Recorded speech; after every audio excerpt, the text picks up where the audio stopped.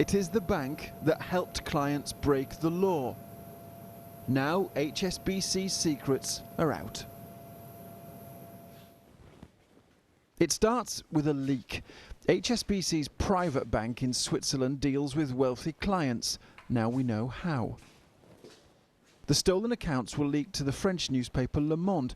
The international consortium of investigative journalists shared them with Panorama and The Guardian.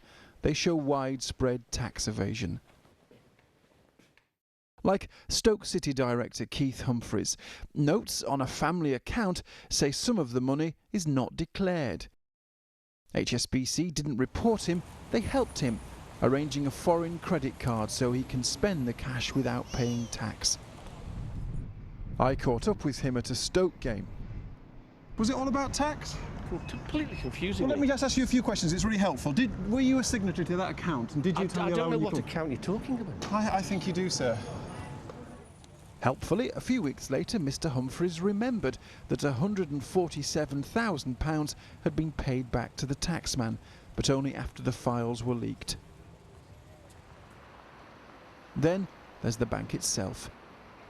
The European Savings Directive was meant to tax hidden cash, but HSBC showed clients how to get around it.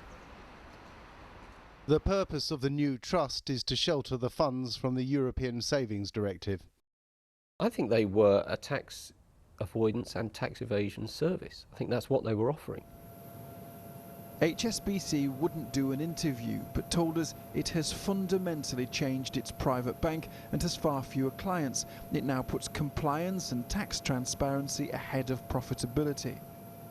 But has it really changed? Sue Shelley's job was to make sure the bank followed the rules. She says she was sacked after raising concerns, but won a tribunal. You know that the private bank was helping people dodge tax. They say that those days are gone. Do you think that is true?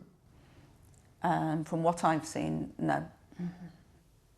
Verbal messages were great, but I think, in my view, they weren't put into practice. Stephen Green ran HSBC at the time and oversaw the private bank that broke the law.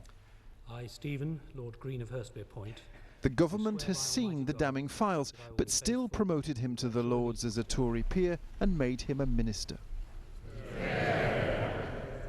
You know, when you were in charge at HSBC, No, I have no comment to make. HSBC your bankers were helping people dodge tax.